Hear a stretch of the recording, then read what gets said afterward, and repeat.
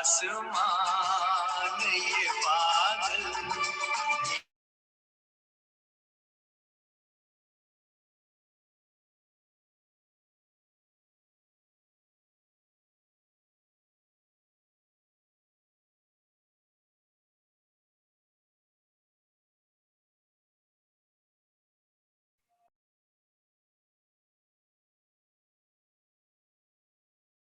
अस्सलाम वालेकुम मैम।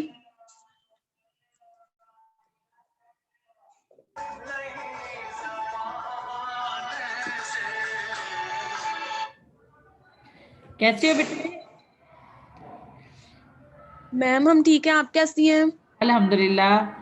चलें जी, अभी 8 स्टूडेंट हुए हैं, थोड़ा सा हम इंतजार कर लें, फिर हम क्लास स्टार्ट करते हैं। Okay ma'am.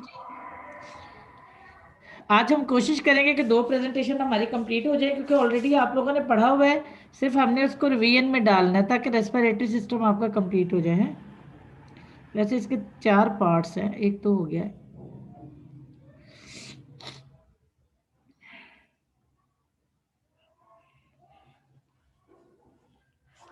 कसम से इससे अच्छा है आप लोग क्लास में आ जाओ। ना ये घर है और ना ये कॉलेज है।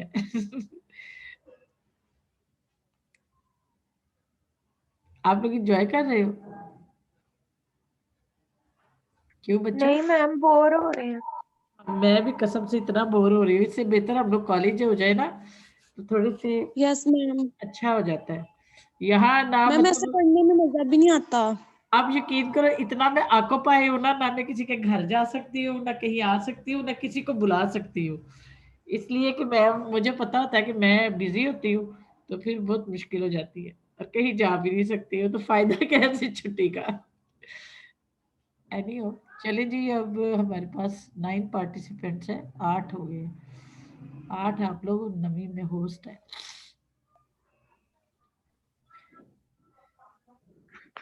अच्छा, तुबा तुबा है इसमें? जी मैम।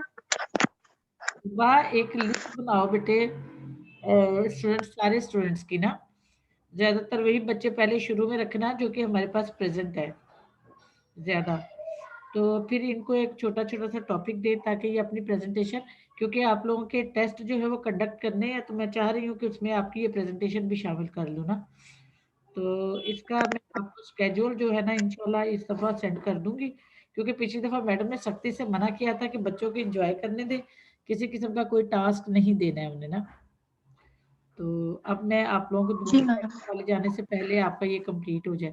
और दूसरा, डाइजेस्टिव सिस्टम जो है आपका, उसका और एंडोक्राइन सिस्टम का, इसकी एक पिक्टोरियल प्रेजेंटेशन आपने सबने बनानी है। पिछली भी आपने जमा नहीं करवाई हुई है, तो मार्क्स कटेंगे बेटे, ठीक है।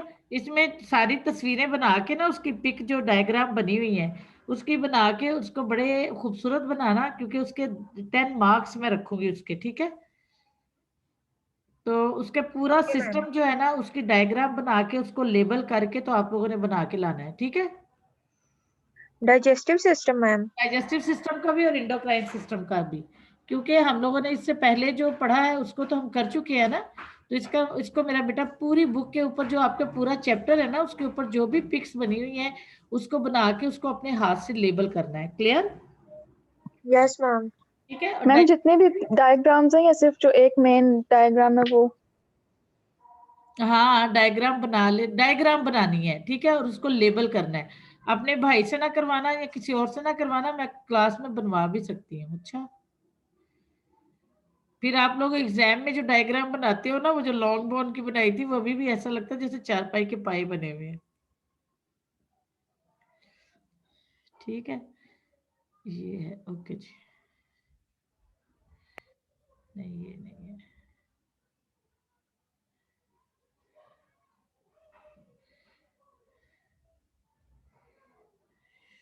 ये कहाँ गई हुई?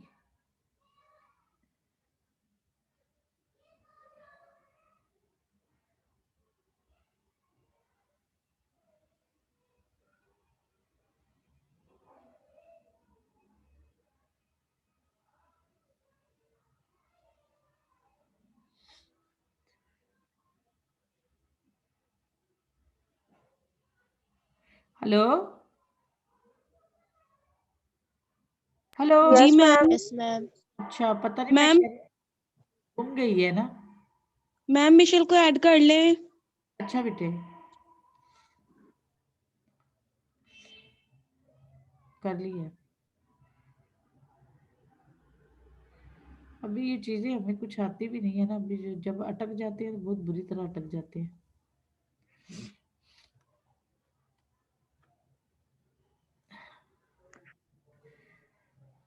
अच्छा, ये नहीं थी ये वाली। ओके जी, ये हमारी टोटल कितनी स्लाइड है? 17 स्लाइड है, ठीक है जी। ओके बेटे, अब हम पहले हमने वहां पर फेरेंक्स जो है वो पढ़ लिया है। अभी हम पार्ट 2 स्टार्ट कर रहे हैं। ये है एसोफेगस, फेरेंक्स एंड एसोफेगस, ठीक है।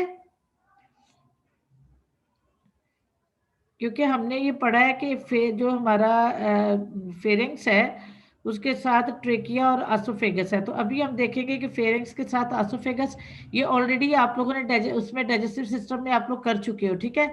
तो अब हम इसको बहुत रैपिडली जो है वो स्टार्ट करेंगे, ठीक है जी। चलें जी, बिस्मिल्लाह रहमान रहीम। ये है फेरेंक्स एंड एसोफेगस, पार्ट 2 है ये। रेस्पिरेटरी सिस्टम ही अभी हमने स्टार्ट किया हुआ है। इसमें हम स्ट्रक्चर देखेंगे फेरेंक्स का और लोकेशन एसोफेगस की। Outline the structure of oesophagus, explain the mechanism involved in swallowing and the route. ये जो मैकेनिज्म है ये आपको ऑलरेडी सर ने करवा दिया हुआ है, ठीक है। अच्छा जी, फेरेंक्स क्या है? The pharynx is ma'am divided for descriptive purpose into 3 part: nasopharynx, oropharynx और laryngopharynx। ये ऑलरेडी मैं आप लोगों को मैम बता चुकी हूँ जी। मैम मुना को ऐड कर लें। अच्छा बेटे, अभी नोटिफिकेशन आया नहीं है, आ जाता है यस तो मैं मैम। कर लेती हूँ। नोटिफिकेशन जैसे जैसे आ रहा है ना, मैं साथ साथ इनको ऐड कर रही हूँ, ठीक है। अच्छा, ये ऑलरेडी मैं आपको पहले लेक्चर में बता चुकी हूँ कि नेजोफेरेंक्स, ओरोफेरेंक्स और लेरेंजोफेरेंक्स जो है वो किस तरह से और किस लेवल पे इसकी ओपनिंग होती है। अब नेजोफेरेंक्स क्या है? The nasopharynx, it is the important in respiration. The oropharynx जो है वो क्या है? और laryngopharynx, these passage are common to both our respiratory and the digestive system. Oropharynx जो है वो आपका डाइजेस्टिव सिस्टम में जो है इन्वॉल्व होता है और लेरेंजोफेरेंक्स आपका रेस्पिरेटरी सिस्टम में इन्वॉल्व होता है। क्लियर? ये आगे आयशा नूर, ठीक है जी, ठीक है। अच्छा, इसमें इसकी जो anatomy, food passes from the oral cavity into the pharynx, then to the oesophagus below, with which it is continuous. उन्होंने कहा है कि ये भी आपको पता है कि ओरल कैविटी से फूड जो होता है वो फेरेंक्स में, फेरेंक्स से वो स्वाल्विंग मैकेनिज्म के साथ जो है एसोफेगस में जाता है और एसोफेगस से वो आगे कंटिन्यू प्रोसेस में, डाइजेस्टिव प्रोसेस में इन्वॉल्व हो जाता है। The wall of the pharynx consist of 3 layer of the tissue: lining membrane जो मिकोजल मेम्ब्रेन होती है, मिडल लेयर होती है और इसके अलावा जो होती है वो आपकी एक आउटर लेयर होती है, ठीक है। अब हम इसको मिडल लेयर को आगे हम इसको डिस्कस करते हैं। ये है आपकी ये साइनसेस है, नेजोफेरेंक्स, लेरेंजोफेरेंक्स, ये एसोफेगस है, ठीक है। ये ट्रेकिया है और ये जो है ये आपका एसोफेगस है। फिर ये है ट्रेकिया, लेरेंक्स है, एपिग्लूटस है, ठीक है। टंग और oral, hard palate, soft palate, nasal cavity, ये सारी इसकी एनाटॉमी है। आगे हम देखेंगे लेयर्स ऑफ द फेरेंक्स में क्या है। द लाइनिंग मेम्ब्रेन, जिसको मिकोजल मेम्ब्रेन भी कहते हैं, it is stratified squamous epithelium continuous with the lining of the mouth at one end and the oesophagus at the other end. उन्होंने कहा कि एक साइड पे इसका जो है माउथ के, ये क्या है, ये कंटिन्यू मतलब माउथ के साथ से होती हुई ये सारी एसोफेगस को ये कवर करती है। Stratified epithelial tissue provide a lining well suited to the wear and tear of swallowing। तो इसमें जो होती है, इसमें जो हीलिंग एबिलिटी जो होती है वो बहुत ज्यादा होती है और इसमें वियर एंड टीयर यानी जो भी इसमें मेटाबॉलिज्म होता है, जो सेल में मेटाबॉलिज्म होती है वो वहां पर बहुत अच्छे से होती है, ठीक है। The middle layer, it consist of connective tissue which become thinner toward the lower and and contain blood and lymph vessel and nerve। ठीक है। ये जो मिडिल लेयर होती है यानी आपकी जो मिकोजल लेयर होती है ये, और इसके दरमियान की जो लेयर होती है वहां पर आपके कनेक्टिव टिश्यू होती है, यानी ब्लड सप्लाई जो होती है वो वहां पर रिच फॉर्म में मौजूद होती है। When food reach the pharynx, swallowing is no longer under voluntary control. उन्होंने कहा कि जैसे ही फूड वहां पहुंचता है तो ये जो आपका स्वाल्विंग मैकेनिज्म होता है ये बहुत ज्यादा लंबा प्रोसेस नहीं है, यानी टेम्परेरी तौर पर भी वहां स्टोरेज नहीं है, बल्कि फौरन से आप उसको जो है स्वालन कर लेते हो। और ये वॉलेंटरली मसल्स होते हैं, अगर आपका दिल चाहता है तो आप उसको स्वाल्विंग प्रोसेस को कंटिन्यू करते हो, नहीं जी चाहता तो आप उसको बाहर की तरफ जो है वो फेंक देते हो। The outer layer it consist of the number of involuntarily muscle that are involve in swallowing. ठीक है, ये जो आउटर लेयर होती है, एक हमने कौन सी देखी आपकी, बिल्कुल जो एक लेयर जो है हमने ठहरा, ये है हमारी द लाइनिंग मेम्ब्रेन। ये जो होती है ये कौन सी लेयर होती है, जो बिल्कुल उसको लाइन अप किए हुए होते हैं। उसके बाद मिडल लेयर, और मिडल लेयर के बाद जो होती है ये हमारी आउटर लेयर होती है। तो ये क्या होती है, ये इन्वॉल्व होती है स्वाल्विंग में, और ये इनवॉलेंटरी मसल्स होती हैं। ठीक है। Blood supply, the blood supply to the pharynx is by several branches of the facial artery. Venous drainage is into the facial vein and the internal jugular vein. हमने ऑलरेडी उसमें thyroid में भी पढ़ा है और उसमें भी हमने पढ़ा है।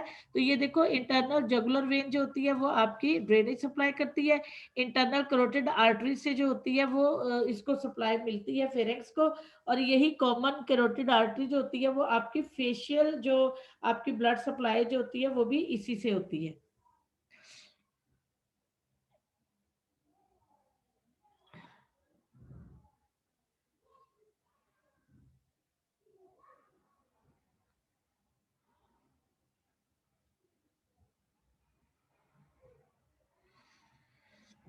ठीक है जी, आगे हमने nerve supply of the pharynx, आपने ये देखो, ये वेगस नर्व जो होती है यहाँ से ही इसकी सप्लाई होती है। This is the form of the pharyngeal plexus and consist of the parasympathetic and sympathetic nerve. Parasympathetic supply is mainly by the glossopharyngeal and vagus nerve and sympathetic from the cervical ganglia. ठीक है, तो उन्होंने कहा कि इसमें जो हमारी supply होती है वो किसके साथ होती है, जो हमारी सिंपैथेटिक होती है वो क्या होती है, फेरेंजियल, ये फेरेंजियल प्लेक्सिस होती है, और ये किसके ऊपर, पैरासिम्पैथेटिक के ऊपर कंसिस्ट करती है, और ये सिंपैथेटिक। जी काफी गर्ल्स कह रही है उन्हें ऐड कर लें। बेटे मैंने सबको ऐड कर लिया है। महमूना, मिशन और मूना 3 गर्ल्स हैं, वो कह रही उन्हें ऐड नहीं किया, वो 5 मिनट से वो उधर है वेटिंग रूम में। यस मैम, ऐड हो गई है। बेटे मेरी बात सुनो, उससे पूछो कि वो कौन सी आईडी से हो रही है, क्योंकि मेरे पास नोटिफिकेशन नहीं आ रहा है उनका। उनसे बोलो जो प्रीवियस हमारा है ना आईडी, उसी के ऊपर जो है ना वो ऐड करे। मेरे पास जैसे ही नोटिफिकेशन आता है मैं साथ साथ ऐड कर रही हूँ। जी मैम, मैं कह रही थी। हाँ, उनसे बात करो। अच्छा जी, अब इसमें हमारी जो parasympathetic supply is mainly by the glossopharyngeal. Glossopharyngeal जो है, ग्लोसो कहते हैं टंग को, और फेलेंजियल जो होती है आपकी जो है वो आपकी ग्लोसोफेलेंजियल जो होती है वही नर्व जो होती है, जो कि वेगस नर्व के साथ जो है ये आपका सिंपैथेटिक जो है वो एटीट्यूड को प्रिजर्व करती है फ्रॉम द सर्वाइकल गैंग्लिया। ठीक है जी, ये देखो, ये एसोफेगस आपका आ गया। पहले हमने बात की है फेरेंक्स की, अब हम बात कर रहे हैं एसोफेगस की। ठीक है, अगर आप इसको देखोगे तो ये देखो, ये सारा आपका हार्ड पैलेट है, ये आगे आपके सारा यहाँ से ये एसोफेगस और ट्रेकिया जो है वो यहाँ पर स्टार्ट हो रहा है। ठीक है, तो अब हम एसोफेगस को डिस्कस करते हैं। एसोफेगस ऑलरेडी वैसे आप लोग पढ़ चुके हो इसको, लेकिन हम इसको सिर्फ रिवीजन में डालेंगे, उसके बाद हम ट्रेकिया को स्टार्ट करेंगे। The esophagus is about 25 centimeter long and about 2 centimeter in diameter and lies in the median plane in the thorax in front of the vertebral column behind the trachea and the heart. ये already आप पहले भी esophagus digestive system में हम इसको discuss कर चुके हैं। It is continuous with the pharynx above the just below the diaphragm it join the stomach. ठीक है, हाँ जी आ गई हैं आप सारी। ठीक है, वो गलत आईडी लगा रही होंगी ना।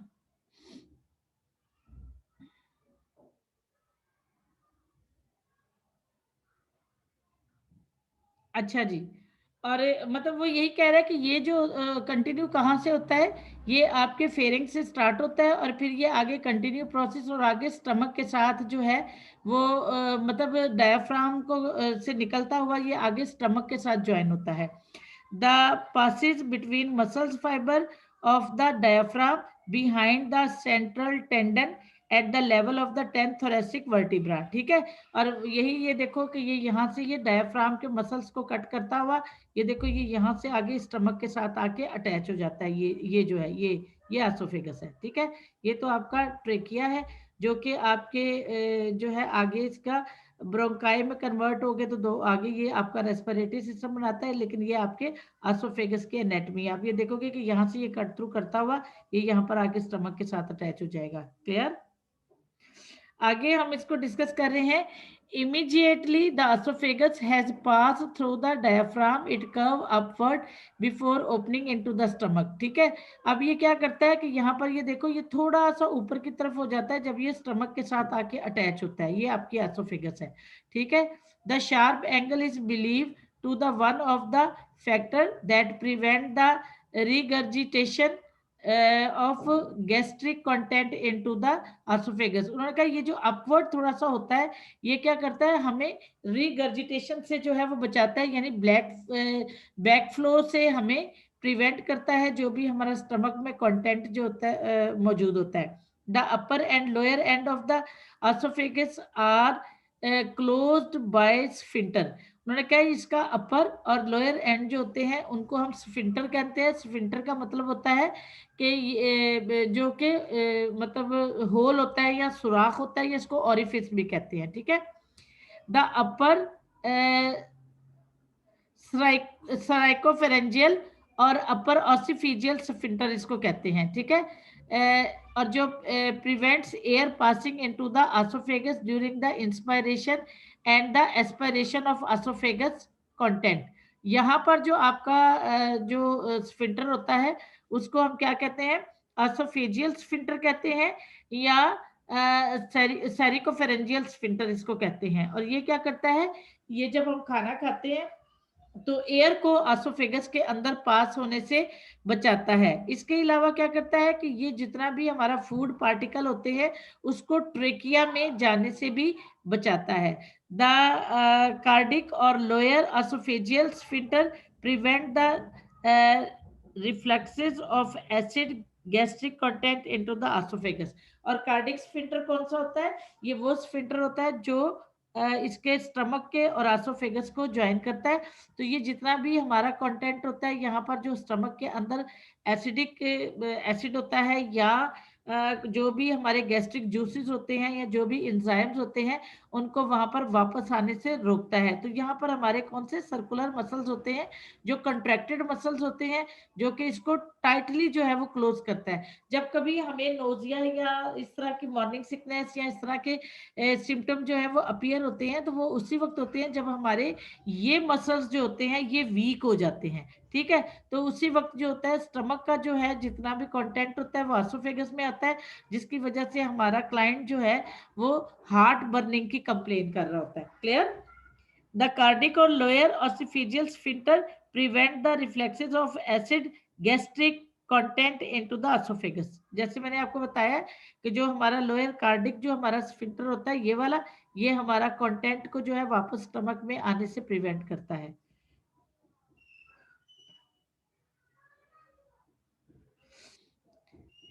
There is no thickening of the circular muscles in this area and this sphincter is therefore physiological. This region can act as a sphincter without the presence of the anatomical feature. उन्होंने कहा कि यहाँ पर बहुत ज्यादा thick जो होते हैं वो सर्कुलर मसल जो होते हैं वो नहीं होते हैं, और यहाँ पर इस एरिया में क्या होता है कि स्फिंक्टर जो होता है वो फिजियोलॉजिकली जो उसका एक फंक्शन होता है वो एनाटॉमिकल उसकी मतलब इम्पोर्टेंस जो होती है वो इतनी होती है कि वो वहाँ पर उसको क्लोज और ओपनिंग का काम जो है वो वहाँ पर प्रोवाइड करता है। ठीक है, ये जैसे ये आपका ये जो एसोफेगस है, तो यहाँ पर ये इसका जो स्फिंक्टर है ना, ये इसका फेरिंक्स के साथ जो बनता है, तो ये क्या होता है, जब हम बोलस जो है या हमारा जो निवाला होता है वो यहाँ पर नजदीक आता है एसोफेगस से, जैसे ही उसने स्वाल्विंग मैकेनिज्म के साथ उसको स्वालन किया, तो ये जो है यहाँ पर जो इसका सर्कुलर है, जो आसो फेरेंजियल जो आपका ये जो ज्वाइंट होता है या ये जो आपका ओपनिंग होती है, ये यहाँ से बोलस होती है, ये ओपन हो जाता है, यहाँ से बोलस जो होता है एसोफेगस में चला जाता है। और इसी तरह जब बोलस पेरिस्टाल्सिस मूवमेंट के साथ आगे आता है, तो यही बोलस जो है वो यहाँ पर आके ये कार्डिक स्फिंक्टर जो होता है ये आके ओपन हो जाता है, और ये इनकी यही रिस्पॉन्सिबिलिटी होती है कि ये उसको रिसीव करते हैं और आगे उसको ट्रांसपोर्ट करते हैं। When intra-abdominal pressure is raised during inspiration and defecation, the tone of the lower esophageal sphincter increase. उन्होंने कहा कि जब एब्डोमिनल प्रेशर, यानी जब खुदा ना खास्ता कॉन्स्टिपेशन होती है या एब्डोमिनल डिस्टेंशन होती है। एब्डोमिनल डिस्टेंशन कब होती है? जब डेफिकेशन जो होती है वो प्रॉपर नहीं होती है, ठीक है, या कार्बन डाइऑक्साइड जो है वो प्रॉपर जो है वो एक्सपेल नहीं होती है, तो उसकी वजह से क्या होता है, एब्डोमिनल प्रेशर जो है वो बढ़ जाता है। जब एब्डोमिनल प्रेशर बढ़ता है तो क्या होता है, कार्डिक स्फिंक्टर जो होता है वो लूज हो जाता है, और जब वो लूज होता है तो वहां से आपका स्टमक का कंटेंट जो होता है वो आपके एसोफेगस में आना शुरू हो जाता है। There is an ended pinching effect by the contracting muscles fibre of the diaphragm, और इसकी वजह से क्या होता है, पिंचिंग इफेक्ट। पिंचिंग इफेक्ट का मतलब होता है सेंसेशन जैसी होती है, जैसे सुइयां नहीं चुभती हैं, इस तरह की इफेक्ट जो होती है वो महसूस होती है। कहाँ पर? क्योंकि आपने ये देखा है ना कि एसोफेगस जो है वो डायाफ्राम के मसल्स को कट करता हुआ स्टमक के साथ ज्वाइंट हो रहा है, तो जब ये इस तरह की सेंसेशन होती है तो क्या होता है, उसकी वजह से वो जो फाइबर मसल्स होते हैं वो डायाफ्राम को भी जो है वो डिटेक्ट कर रहे होते हैं, और उसकी वजह से आपको हार्ट बर्निंग की कंप्लेन होती है। Structure of esophagus, the wall of the esophagus consists of 4 layer, mucosa, submucosa और क्या है, मस्कुलर, प्रोपेरिया और एडवेंटिशिया। ठीक है, आप ये देख लो यहाँ पर आपके ये एडवेंटिशिया है, ये आपकी बिल्कुल फर्स्ट लेयर होती है, फिर आपकी मस्कुलर लेयर आ जाती है, ठीक है, उसके बाद आपका जो है ये यहाँ पर सब मिकोजल लेयर है, और ये आपकी मिकोजल लेयर है। ठीक है, ये आपकी जो 4 लेयर्स जो होती है वो यहाँ पर मौजूद होती है। यहाँ पर भी आप ये देख लो, और आप ये देखोगे कि आपकी इस लेयर के अंदर जो है आपका नर्व सप्लाई सिस्टम होता है, और जबकि जो सेकंड आपकी मिडिल लेयर होती है वहां पर आपकी ब्लड सप्लाई जो होती है वो वहां पर जो है वो प्रॉपरली हमें फैसिलिटेट कर रही होती है। As the esophagus is almost entirely in the thorax, the outer covering, the adventitia consists of the elastic fiber। उन्होंने कहा कि ये जो एसोफेगस होता है इसकी इंटायरली क्या होता है, थोरेसिक के अंदर चुके वो मौजूद होता है, थोरेसिक कैविटी में। क्योंकि अगर आप ये देखोगे तो ये कंप्लीट जो है वो कहाँ से स्टार्ट हो रही है, हमारे 6 सर्वाइकल वर्टिब्रा से स्टार्ट होती है, और वहां से स्टार्ट होती हुई ये नीचे जो है स्टमक तक आती है। तो ये थ्रू आउट जो है इसकी जो है ये थोरेसिक कैविटी में है।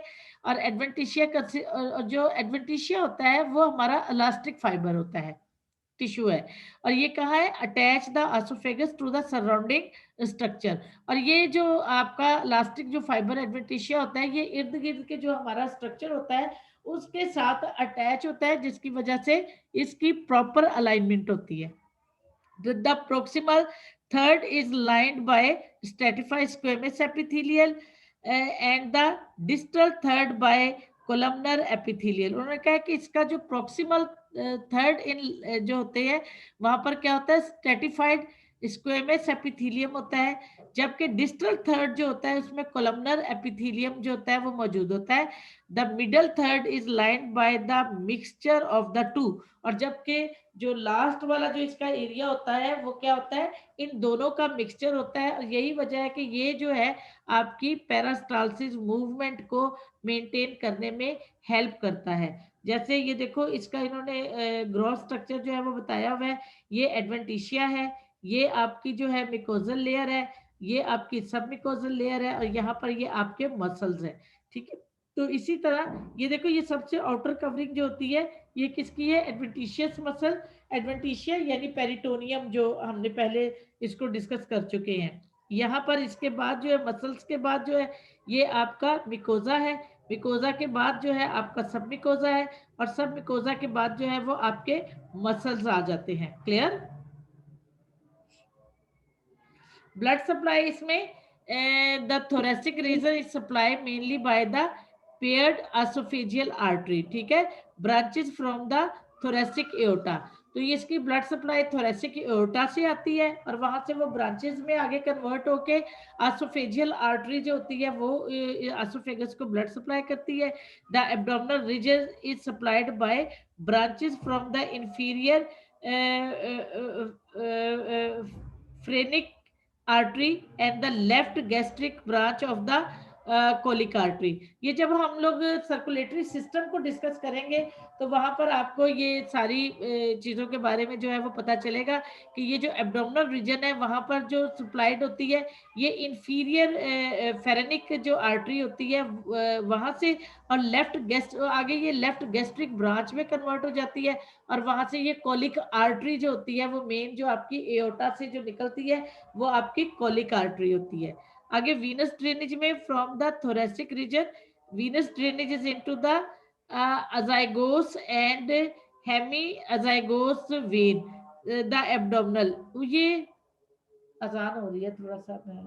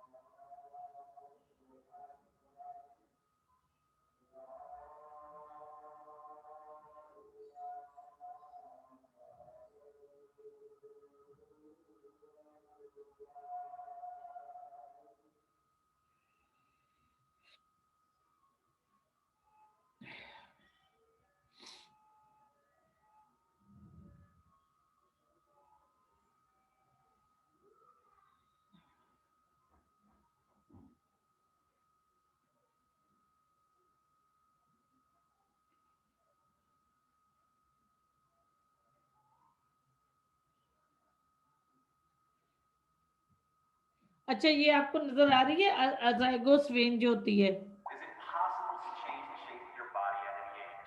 Oh my God.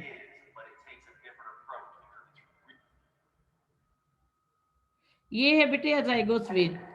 ये जो अजाइगोस वेन होती है ना, ये जो होती है ये एक सिंगल वेन होती है जो किसके दरमियान होती है, इंफीरियर जो वेना केवा होती है और सुपीरियर वेना केवा के दरमियान ये कनेक्ट होती है। तो ये एक ही वेन होती है जिसको हम अजाइगोस वेन कहते हैं, ठीक है।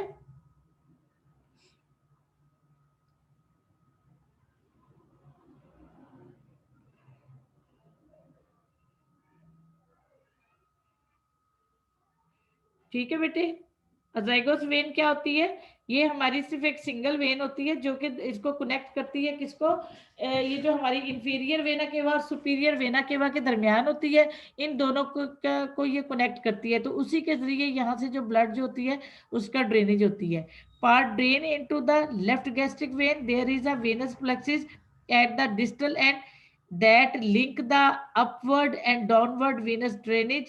The general and portal circulation. ठीक है, जैसे मैंने अभी आपको पिक में दिखाया है कि ये क्या है, ये दोनों जो उसके एंड होते हैं, सुपीरियर और इंफीरियर वेना केवा दोनों के साथ अटैच होती है, और ये यहाँ से ब्लड जो है ना उसका पोर्टल, जो जनरल पोर्टल सिस्टम जो है उसका वो बनाती है। ठीक है, अब ये फॉर्मेशन ऑफ बोलस सॉल्विंग, इसमें जो फंक्शन इसका होता है ये बोलस बनाता है, और इसके अलावा सॉल्विंग ये किस कौन सा एसोफेगस जो है। ठीक है, थैंक यू।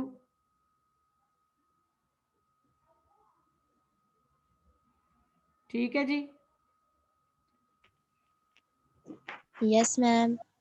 अब सेकंड हम स्टार्ट करेंगे। अभी ये लेरेंक्स है, इसको भी इसी तरह बस हमने भाग भाग के कर लेना है, क्योंकि ऑलरेडी आप लोग ये कर चुके हो। ठीक है, इसकी टोटल कितनी स्लाइड है जरा मैं ये देख लूं। अभी आप लोग यहाँ पर वेटिंग में ही रहना, तो अगर टाइम खत्म भी हो गया तो हम इसको 10-15 मिनट में हम इसको खत्म कर लेंगे। ये पिक्टोरियल प्रेजेंटेशन है, बस थोड़ी सी इसकी स्लाइड्स है। ठीक है,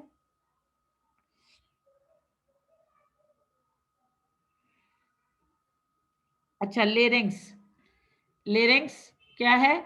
the larynx commonly called the voice box, ठीक है, is an organ in the top of the neck involved in breathing, producing sound and protecting the trachea against food aspiration। ठीक है, अब ये जो आपका लेरेक्स है इसको हम वॉइस बॉक्स भी कहते हैं, और ये क्या है, बिल्कुल गले के यहाँ पर टॉप के ऊपर जो है ये मौजूद होता है। ठीक है, और ये हमें साउंड जो है वो प्रोवाइड करता है, और साउंड के साथ साथ ये क्या करता है, ये हमारी ब्रीदिंग में इन्वॉल्व होता है। कैसे? ये साउंड भी प्रोड्यूस करता है, प्रोटेक्ट करता है ट्रेकिया को फूड के अगेंस्ट, ताकि उसको एस्पायरेट ना कर ले, कोई फूड पार्टिकल जो है वो इसके अंदर, हमारे ट्रेकिया के अंदर ना चला जाए। The larynx houses the vocal fold and manipulate pitch and volume which is essential for phonation. ठीक है, लेरिक्स जो है ये हमारा एक ऐसा मतलब घर है जहां पर हमारे वोकल फोल्ड यानी हमारी आवाज के जो फोल्डर्स होते हैं वो वहां पर मौजूद होते हैं, जो कि हमारी वॉइस टोन को, वॉइस वॉल्यूम को, और हमारी जो बोलने की जो पार होती है वो उसको सारा जो है वो एवेलुएट करता है, और उसको उसमें हमें फैसिलिटेट करता है। ठीक है, ये देखो पोजीशन ऑफ लेरेंक्स क्या है, ये आपका एपिग्लूटस है, ये आपका वोकल कॉर्ड है। ठीक है, ये ठीक है, इसको जो आपका वो क्या है, आदम एप्पल जो होता है वो ये यहाँ पर वो वाला एरिया होता है जो मेल में जो है वो बहुत ज्यादा विजिबल होता है, जबकि फीमेल में फैट होने की वजह से ये विजिबल नहीं होता, तो इसको हम वोकल कॉर्ड भी कहते हैं। ठीक है, ये सब ग्लोटिस है। ठीक है, ये एपिग्लूटस है, ये सबग्लूटस है, और ये आपका ग्लूटस है। ये कार्टिलेज है, ये आपका सुप्राग्लूटस है। ठीक है, ये आपका ग्लूटस वो हिस्सा है जो कि आपके बोलस को जो है वो एसोफेगस की तरफ जो है वो ड्रॉप करता है, और इस एरिया को जो है वो क्लोज कर देता है जब आप ब्रीदिंग कर रहे होते हो, और इस एरिया को क्लोज करके बोलस को जो है एसोफेगस के अंदर जो है वो एंटर करने में हेल्प देता है। क्लियर? पोजीशन इसकी क्या है, lies at the level of the third, fourth, fifth and sixth cervical vertebra. ठीक है, आपने देखा कि आपका जो फेरेंक्स है वो कहाँ है, वो थर्ड जो है आपका सर्वाइकल वर्टिब्रा है। तो ये थर्ड, फोर्थ और फिफ्थ में जो है आपकी वोकल कॉर्ड है, जिसको हम क्या कहते हैं, फेरेंक्स भी, लेरेंक्स हम इसको कहते हैं। Until puberty there is little difference in the size of the larynx between the sexes। उन्होंने कहा कि जब हम ब्लोगत की एज में पहुंचते हैं, प्यूबर्टी एज में पहुंचते हैं, तो इसमें थोड़ा सा डिफरेंस हो जाता है अकॉर्डिंग टू सेक्स। आपने देखा है कि बच्चों की जो बॉयज होते हैं जब वो छोटे होते हैं तो उनकी आवाज जो होती है वो बहुत ज्यादा बारीक होती है, लेकिन जैसे वो प्यूबर्टी एज के करीब पहुंचते हैं तो उनकी आवाज में एक भारीपन जो है वो पैदा हो जाता है। तो उसमें उसके साइज और उसमें जो है उसकी शेप के में डिफरेंस आता है अकॉर्डिंग टू एज और according to sex. There after it grows larger in the male, with explain the prominence of the Adams Apple. ठीक है, तो ये आदम एप्पल्स जो है ना, इसको हम कहा जाता है and the generally deeper voice. और ये जो होता है जो हमारा साउंड बॉक्स है, और ये आपने देखा है कि मर्दों का जो होता है वो ज्यादा मतलब हाई होता है देन फीमेल। आपने देखा है कि फीमेल जो होती है, लेकिन बाज फीमेल की वॉइस जो होती है वो भी बहुत ज्यादा जो होती है वो स्ट्रांग होती है, या उसमें भारीपन होता है, लेकिन अकॉर्डिंग टू सेक्स जो होता है इसमें ये वरी करता है। लेकिन बाज हमारे कुछ ऐसे प्रॉब्लम होते हैं, जैसे थायराइड का जो प्रॉब्लम होता है, अगर चूंकि थायराइड हमारा कहाँ पर है, हमारा बिल्कुल ट्रेकिया के ऊपर है। ठीक है, हमारा जो फर्स्ट रिंग जो ट्रेकिया का है, वहां पर हमारा थायराइड जो है अटैच होता है। तो थायराइड के इनलार्ज होने की वजह से या आउट ऑफ ऑर्डर होने की वजह से बाजों का हमारी वॉइस क्वालिटी जो होती है वो चेंज हो जाती है। क्लियर? स्ट्रक्चर क्या है? Associate with the larynx superiorly the hyoid bone and the root of the tongue. ठीक है, सो ये टंग की रूट हायर बोन वही होती है जो एडम्स एप्पल जो है वो बनाती है। Inferiorly it is continue with the trachea. ये मैं आपको बता चुकी हूँ कि उसके जो पहला रिंग जो होता है वो वहां पर ये अटैच होती है। ठीक है, anteriorly the muscles attach to the hyoid bone and the muscle of the neck. ठीक है, और यहाँ पर मसल ऑफ द नेक होते हैं, हायर बोन ऑलरेडी मैं आपको सुपीरियरली बता चुकी हूँ। तो यहीं पर नेक मसल्स जो होते हैं एंटीरियरली होते हैं। पोस्टीरियरली क्या होता है? लैरेंजो फेरेंक्स एंड थर्ड और सिक्स सर्वाइकल वर्टिब्रा होते हैं। Laterally the lobes of the thyroid gland. ठीक है, ये ऑलरेडी मैं आप लोगों को बता चुकी हूँ। ठीक है, स्ट्रक्चर इसका क्या होता है? Cartilage. The larynx is compose of several irregular shaped cartilage attached to each other by ligament and membranes. The main cartilage are, इसमें आपकी एक थायराइड कार्टिलेज होती है, दूसरी क्राइकॉइड कार्टिलेज होती है, और तीसरी हमारी अरिटेनॉइड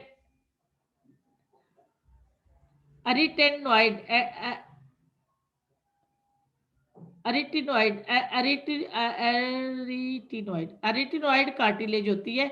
और ये सारी मिलके जो होती है वो आपकी हाइलिन कार्टिलेज बनाती है। इसके अलावा जो है वह एपिग्लूटस होता है, जो कि इलास्टिक फाइब्रो कार्टिलेज होता है। क्लियर?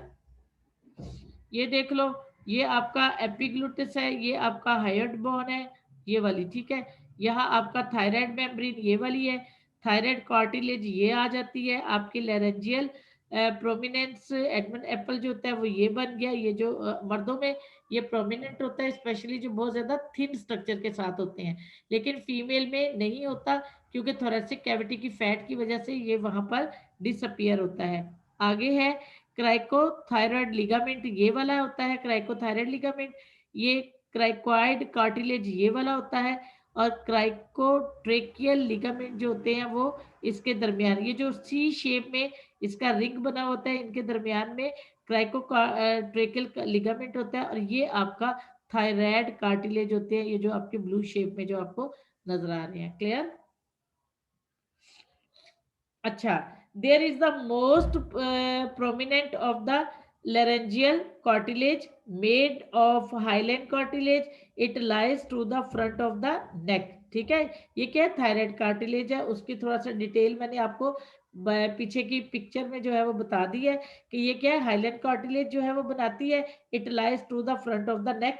अच्छा, it anterior wall project into the soft tissue of the front of the throat, forming the laryngeal prominence or Adam's apple, which is easily felt and often visible in adult male. जैसे मैंने आपको बताया कि ये ज्यादा जो adult mail होते हैं उसमें विजिबल होता है बनिस्बत के फीमेल के।